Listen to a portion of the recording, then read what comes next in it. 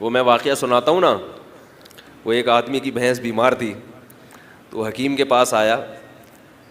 حکیم صاحب نے اسے کہا کہ بھائی اس کو جلاب آور دوا دینی پڑے گی بھینس کو, ایک دفعہ اس کا پیٹ صاف ہوگا تو پھر یہ انشاءاللہ کھانا پینا شروع کر دے گی. تو اس نے کہا یہ جلاب کو جمال گوٹا, تو عام آدمی تو آدھا بھی جمال گوٹا کھائے تو اس بہت زیادہ موشن ہو جاتے ہیں, تو بھینس کے لیے تو اچھے خاصے جمال گوٹے چاہیے نا. تو کہا کہ یہ جمال گوٹا کا پاؤڈر بنا کے اس کے منہ میں ڈالو اور پانی ڈال دو. اب وہ ڈالتا ہے تو بھینس نکال دیتی ہے منہ سے باہر, وہ بھینس تھوڑی نکلے گی, وہ تو کڑوی چیز ہے.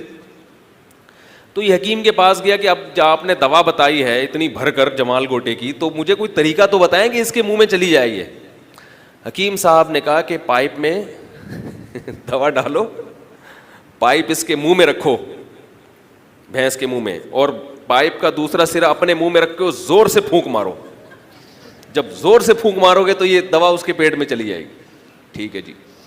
کئی دن گزر گئے, اس بندے کی کوئی رپورٹ ہی نہیں آ رہی کہ بھئی بھینس زندہ ہے مر گئی ہے کیا ہوا ہے.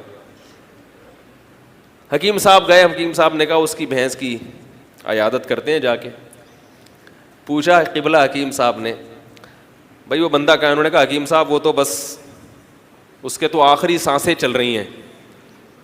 کیا ہوا بھئی؟ اس کے پاس جا کے پوچھا کہ بھئی تم نے بھینس کے منہ میں دوا رکھی تھی؟ اس نے کہا ہاں رکھی تھی.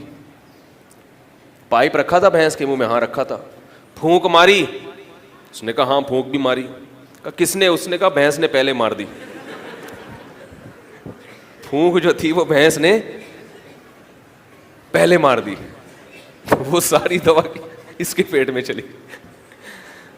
تو کسی سے لڑنے کے لیے نا پہلے یہ دیکھا کرو کہ لینے کے دینے نہ پڑ جائیں کہیں.